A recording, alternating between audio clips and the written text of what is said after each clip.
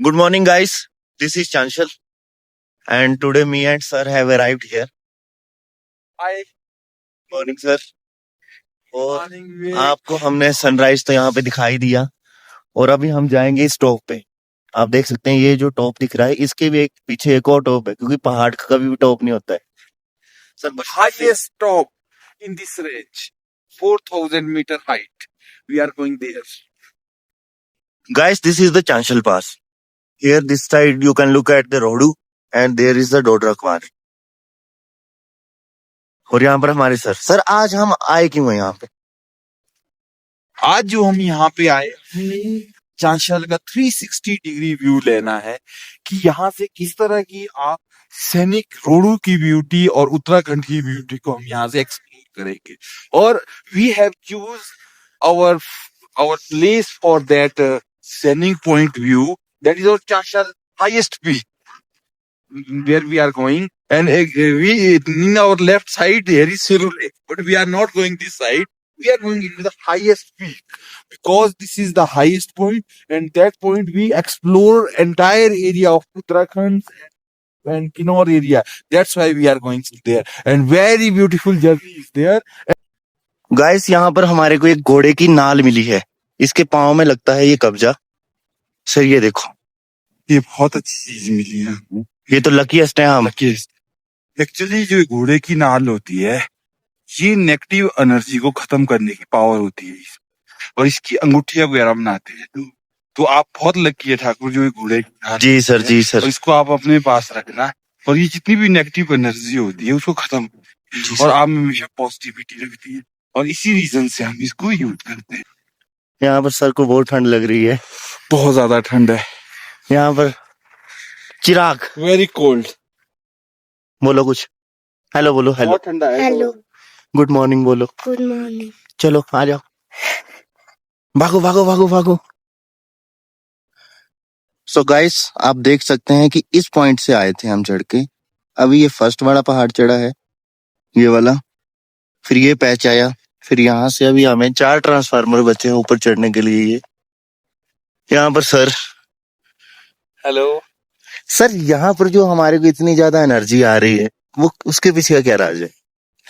Nature, हम earth of divine से connect हो रहे हैं। अब यहाँ पर जो अदृश्य शक्तियां है, दिव्य शक्ति है, दिव्यता है, और एक तो वो है दिव्य शक्ति के साथ आपका कनेक्शन हो रहा है। दूसरा जो ये सॉयल है इसमें जड़ी बूटियां बहुत ज्यादा है।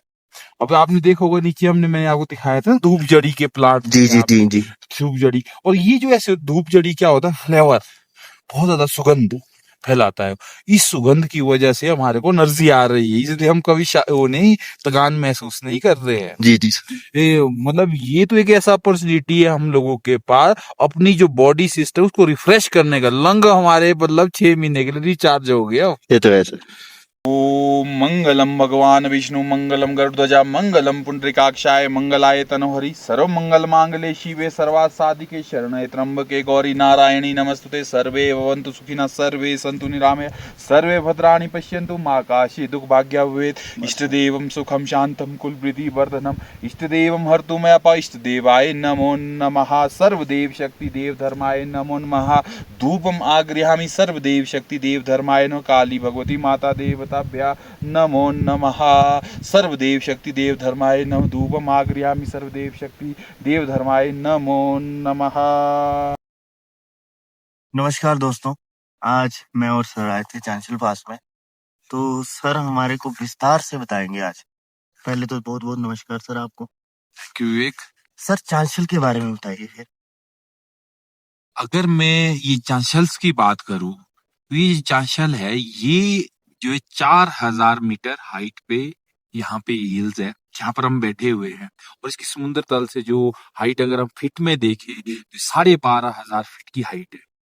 और ये जो चांशल है ये इसलिए फेमस है, एक तो इसका नेचुरल व्यू जी, बहुत सुंदर जगह है, और यहाँ पर मीडोज है और कुछ लेक्स भी है, और इसकी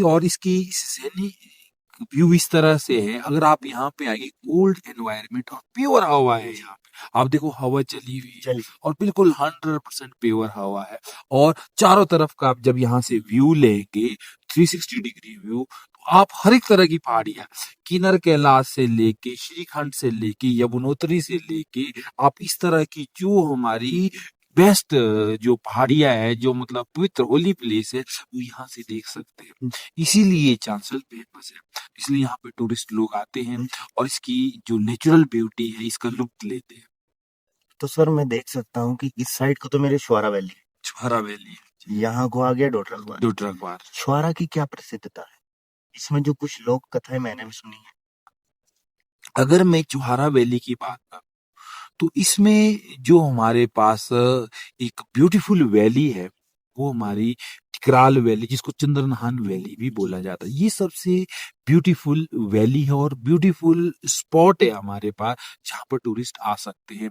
और उसके अलावा में अगर चुहारा की आपने बोला है लोक कथाओं के बारे में, तो इसमें सबसे पहली लोक कथा हमारे पास ये है कि यहाँ पर जो मैंने आपको बताया कि यहाँ से हमारे पास स्वर्गारोहिणी पर्वत दिखता है। जब ये पांडव काल की बात है, जब महाभारत का युद्ध हुआ था, उस दौरान क्या हुआ, महाभारत के युद्ध में पांडवों के द्वारा कई ब्राह्मणों की हत्या हुई है और उनके सगे संबंधियों की हत्या हुई है, और जिसकी वजह से उनको पाप लग गया। पाप लगने की वजह से उनको कुष्ठ रोग हो गया, लेप्रोसी। हाँ, लेप्रोसी, कुष्ठ रोग हो गया। तो कुष्ठ रोग से बचने के लिए उन्होंने भगवान श्री कृष्ण से परामर्श लिया कि भाई हम इस कुष्ठ रोग से कैसे बच सकते हैं। तो भगवान श्री कृष्ण ने बताया कि आपसे भगवान शिव जी रुष्ट है, अगर आप उनको प्रसन्न करेंगे तो आप इस कुष्ठ रोग से बच सकते हैं। तो इसीलिए पांडव ने क्या किया, भगवान शिव की को ढूंढते हुए वो पहले बद्रीनाथ गए, फिर केदारनाथ गए, और भगवान शिव उनसे छिप रहे थे। वो कभी कोई रूप धारण कर रहे, कभी कुछ रूप धारण कर रहे थे, और अंततः वो सारे पहाड़ों में इन्होंने जितने भी कैलाश है हमारे, हर कैलाश की सारी पहाड़ियों में उन्होंने ढूंढा, पर उनको भगवान शिव नहीं मिले। अंततः क्या हुआ, उनको नारायण मिले, नारद मुनि मिले, और उन नारद मुनि ने क्या बताया उनको कि भगवान शिव जो है अभी बछड़े का रूप धारण करे हुए हैं, और वो जो बछड़े का रूप धारण करे हुए हैं वो कहाँ है, ये हमारी छुहारा वैली में वो बछड़े का रूप धारण करके आए हुए थे। महाभारत काल की बात है ये ठाकुर ना। तो उसके बाद क्या हुआ कि फिर पांडवों ने क्या बोला कि अभी इसको पहचाने कैसे, पहचानने के लिए फिर क्या किया, फिर भीम को बोला गया कि आप इसको पहचानने की वो करिए। तो भीमसेन ने क्या किया, जो हमारे पास ये रोडू में जगह सीमा जगह है, सीमा के साथ एक पांव उसने जो रिसार वैली की पहाड़ी उसमें रखा, और दूसरा पांव जो हमारी ग्वास की पहाड़ी, ग्वास वैली की पहाड़ी उसमें रखा, और जितने भी इस वैली में जानवर थे, जितने भी जानवर, उनको बोला गया कि भीम के नीचे से वो जाए। अब भगवान शिव जी है, वो तो इनके नीचे नहीं आने थे, और इस तरह से जितने भी जानवर थे सभी जानवरों को उनके नीचे दौड़ाया गया जिस एरिया से, और अंततः एक बछड़ा आया, वो उसके नीचे नहीं गया, और भीम ने पहचान दिया कि यही बछड़ा भगवान शिव जी है। तो उस भीम ने क्या किया, उस बछड़े को पकड़ने के लिए उसके पीछे गया, और उस बछड़े को पकड़ने के लिए उसको आगे से तो पकड़ नहीं सका, उसने उसकी पूंछ से पकड़ दिया। पूंछ से पकड़ने के बाद उसमें गदा से प्रहार किया। उस बछड़े ने क्या किया, जैसे उसने छलांग लगाई, उसका पहला पांव देवन में गिरा, देवन में लगा, और दूसरा पांव केदारनाथ में। अच्छा, दूसरी छलांग उसकी केदारनाथ में। मतलब यहाँ से ये ओरिजिन उस नंदी हाँ, नंदी का यहाँ से। और उसके बाद जैसे उसमें गदा का प्रहार हुआ उसको रोकने के लिए, और उसमें क्या हुआ, जो उसका धड़ था वो आपका वहां पे बैठ गया केदारनाथ में, और जो सिर है वो कहाँ गया, पशुपतिनाथ में, जो हमारी लोक कथाएं बोलती है। और अब उसको केदार बच्चे के नाम से वहां जाना जाता है, और उस बच्चे का जन्म कहाँ हुआ, यहाँ पे। तो भगवान शिव ने एक लीला करी थी कि उन्होंने एक बछड़े का रूप धारण किया था, और यहां से अब आपने देखा होगा जब हम केदारनाथ जाते हैं उस बछड़े पे हाथ फेरे जाते हैं, उसमें मॉइस्चर रहता है उसकी बॉडी में, और उस मॉइस्चर को हम अपने शरीर में लगाते हैं। वो लगाने के पीछे लॉजिक क्या है कि वो जो बछड़े का जन्म हुआ था वो पाप धोने के लिए शिव ने वो रूप धारण किया था जिसमें वो इंसान के पापों को धोता था, और उस रूप में वो वहां पे विराजमान, इसलिए जो भी लोग जाते हैं उस बछड़े में हाथ फेरते हैं। तो इसीलिए एक हमारा देवबन है, वो पवित्र धाम बन गया, और दूसरा पवित्र धाम क्या है, हमारा केदारनाथ है, और उसका ओरिजिन यहाँ से। ये हमारी सबसे बड़ी लोक कथा है इस चुहारा वैली के लिए। और इस चुहारा वैली के बारे में एक और चीज बनाना चाहूंगा मैं यहाँ पे, जो हमारा ये है, जो हमारे ऋग्वेद या जो वेद है, उनमें ये चीजें बताई गई है। जो हमारा ये मुराल डंडा है, इसमें इसको केदार खंड के अंदर आता है ये सारा एरिया। अगर सर मैं अब बात करूं तो यहाँ से शुरू करते हैं, डोडरा कुआर वाली साइड। डोडरा कुआर, बिल्कुल। पहले ये कौन सी पहाड़ी है? अच्छा, मैं इसमें सबसे पहले मैं आपको बताना चाहूंगा, पहले मैं उत्तराखंड का एरिया बताता हूँ आपको। डोडरा कुआर से आगे हमारा उत्तराखंड का एरिया आता है। इसमें मैंने सबसे पहले आपको बताना चाहूंगा, एक जो ये पर्वत है यहाँ पे, ये टॉप हिल है जो सबसे हाईएस्ट इस तरह का पीक बना हुआ है, और ये हमारा स्वर्गारोहिणी पर्वत है। अच्छा। और ये जो है हर की दून एक जगह है, टूरिस्ट प्लेस है, वहां से आगे स्वर्गारोहिणी पर्वत स्टार्ट होता है जी। और इस स्वर्गारोहिणी पर्वत को ये बोलते हैं, इसमें अदृश्य स्वर्ग के चढ़ने के लिए सीढ़ियां बनी हुई है। परियों वाली भी लोक कथा है। हाँ, परियों वाली, वो मैं बता रहा हूँ। यहाँ से आप स्वर्ग, और जो ये हर की दून है, इसका दूसरा नाम क्या है, परिलोक भी है। और यहाँ पर बोला जाता है, जो हम लोक कथाओं में सुनते, जो महादेव है, उनकी जो विंटर कैपिटल आपको पता है क्या है? उनकी विंटर की जो सर्दियों की जो राजधानी है वो है किन्नर कैलाश। वो वहां पे सामने इस साइड जो हमारा जस्ट चंद्रनहान के बैक साइड में जो पहाड़ी होगी, इसमें हमारे बसपा नदी निकलती है, जो हमारे रूपिन की और चंद्रनहान का जो पानी जाता है वो बसपा में जाता है, और बसपा नदी चितगुल से होते हुए आती है। और चितगुल के साथ हमारे पास जो हमारा किन्नर कैलाश की पहाड़ी है, वो है शिव जी की विंटर की राजधानी। तो वह जितने भी देवी देवता इस एरिया में है, वो सारे क्या करते, जो हमारा ये महीना होता है, कौन सा, जनवरी का महीना होता है, सावन का नहीं, सावन का अलग है, तो मैं अभी विंटर की बात करता हूँ, सर्दी की। तो उस टाइम ये देवलोक जाते हैं सारे देवी देवता, तो इनकी जो मीटिंग होती है वो यहाँ पे होती है। सबसे मेन मीटिंग जो होती है महादेव के साथ, जो मीटिंग होती है वो किन्नर कैलाश में होती है, इसलिए इसको विंटर कैपिटल बोला जाता है जी। और इसी तरह से अब जो हमारी गर्मियां हैं, गर्मियों में तो शिव जी कैलाश पर्वत में रहते हैं। उसके बाद जब हमारे पास सावन का महीना आता है, उस दौरान उस जो महीना होता है वो भगवान शिव का महीना माना जाता है। उस शिव के महीने में उस दौरान कहते हैं आसमान से परी आती है, और वो नृत्य करने आती है शिव जी के पास। और शिव जी उस दौरान ये जो स्वर्गारोहिणी पर्वत है, हर की दून का एरिया है, वहां पे होते हैं। और यहाँ पर काफी ज्यादा परियां आती है, जो हम लोगों से सुना है। इवन चांशल में भी कुछ परियां देखी गई है। तो ये सारे एरिया में परी आती है, और वो जो देवलोक से सावन के महीने में रहता है, इसीलिए इसको परिलोक बोला जाता है, जो हर की दून का एरिया है। आगे चलते हैं अब तो डोडरा कुआर। और मैं एक और चीज बना, जो ये हमारे पास हर की दून की पहाड़ी है ना, वहां पे इसकी जो इसकी जस्ट बैक साइड में जो पहाड़ी है वो यमुनोत्री है। माँ यमुना का उद्गमन स्थान, जो हमारी होली रिवर्स है, वो वहां से निकलती है। और यहाँ से बिल्कुल इसके बैक साइड में जो, और अगर हम उसकी बैक साइड में देखें तो हमारे पास गंगोत्री है। गंगोत्री की बैक साइड की जो पहाड़ी है वो हमारा केदारनाथ है। केदारनाथ की बैक साइड की जो पहाड़ी है वो हमारा बद्रीनाथ। मतलब मल्टीपल, मतलब पहाड़ी है, वहाँ 1 to 1 में पहाड़ी है। इस तरह से ये हमारे पास पूरा ये जो है, ये जो एरिया, जिस एरिया में हम बैठे, ये देवभूमि इसलिए बोला जाता है क्योंकि यहाँ पे जो लॉर्ड शिवा है, ये लॉर्ड शिवा की एक तरह की कैपिटल है।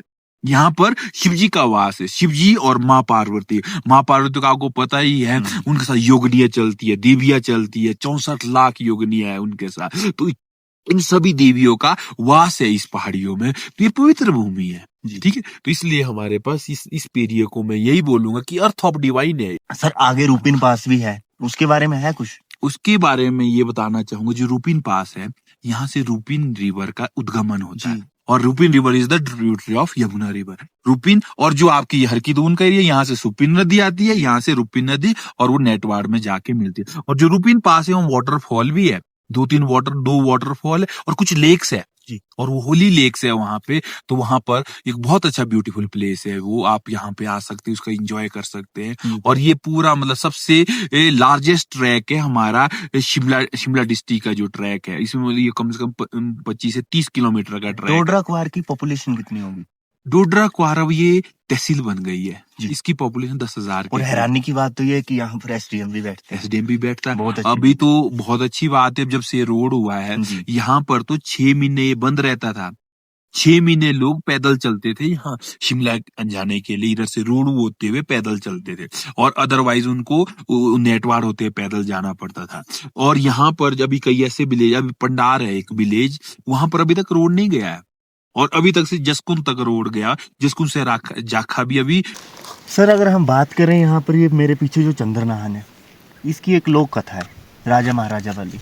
इसकी अगर कथा की बात करें तो ये बोला जाता है कि ये चंद्रनाहन जिस जगह का ना, ये राजा चंद्र की राजधानी थी। राजा चंद्र और देवी मैना इनकी वाइफ थी, तो वो यहाँ पे रहते थे। यहाँ पर देवी देवताओं का वास था। और अगर इस चंद्रनाहन की बात करूँ, इसमें 7 लेक है। जो 7वीं वो लेक तो है दिखती नहीं वो है। दिखती नहीं है नॉर्मल आदमी को, और वो उसमें जो देवी देवता ही स्नान करते हैं। और इस यहाँ पे चंद्रनाहन में देवी देवता लोग अदृश्य रूप में आते हैं और यहाँ पे स्नान करते हैं, इसलिए अब सबसे पवित्र जगह है। चंद्रनाहन में देखिए आप, नीचे इसमें लिथम था मीडोज है और दायरा थाच है, बहुत अच्छा ब्यूटीफुल प्लेस है और बहुत ही सुंदर जगह है। परे बुरहान है, बड़े दूसरी साइड बुरहान है, और बुरहान में तो आपको पता है वहाँ पे तो ब्रह्म कमल है। जी। Brahma Kamal is the holiest flower of India. Sir चांशल में अगर फ्यूचर के प्रोस्पेक्ट से देखें तो यहाँ पर टूरिज्म एक्टिविटीज क्या क्या हो सकती हैं? अगर फ्यूचर प्रोस्पेक्ट्स की बात करें तो यहाँ पर क्या हो सकता है, सबसे पहले तो यहाँ पैराग्लाइडिंग के लिए बेस्ट प्लेस है। जहाँ हम बैठे हुए हैं, आप नीचे देखिए 2 किलोमीटर में मीडोज फैला हुआ है और यहाँ से आप पैराग्लाइडिंग एक्टिविटी बहुत अच्छे से ट्रेनिंग कर सकते हैं। सेंटर। ट्रेनिंग सेंटर इसको डेवलप कर सकते हैं। और दूसरा क्या है, यहाँ स्नो गेम्स। जी। स्नो गेम्स गर्मियों में आप यहाँ पे बहुत अच्छे से और डेवलप एक कर सकते गवर्नमेंट हैं। वाइल्ड लाइफ सेंचुरी यहाँ बहुत जरूरी है, क्योंकि ये जो एरिया है इसके बाद का एरिया, यहाँ पे रोड नहीं है और यहाँ पे एनिमल आराम से सेफली रह सकते हैं। अगर गवर्नमेंट चाहे तो इसको वाइल्ड लाइफ सेंचुरी में डेवलप कर सकती है और यहाँ पे बहुत अच्छे स्कोप है यहाँ पे, तो ये चीज हो सकती है यहाँ। और सर एक लास्ट मैसेज हमारे यूथ के लिए।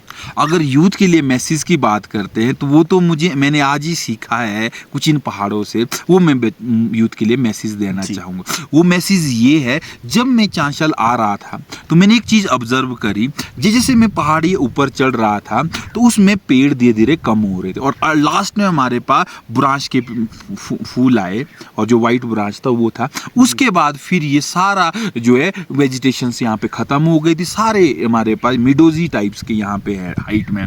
और यहाँ पर एक अजीब की शांति है, जब मैंने यहाँ महसूस किया, बहुत ही शांत एटमॉस्फेयर एनवायरनमेंट है यहाँ पे।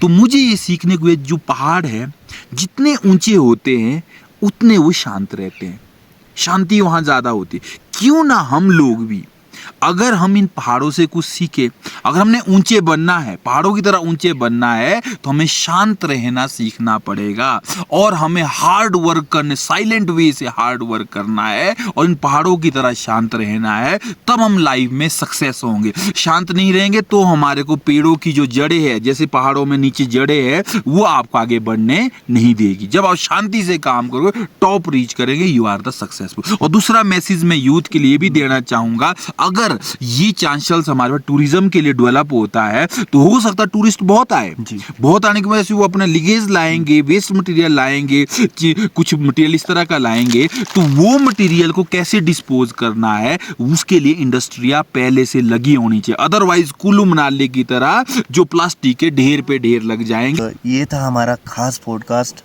चांशल की वादियों से। बहुत बहुत धन्यवाद सर। थैंक यू विवेक। आपका यूथ के लिए जो मैसेज था और आपने इतनी अच्छी तरह से चांशल को पूरा डिस्क्राइब किया। मिलेंगे अगली मुलाकात में। धन्यवाद।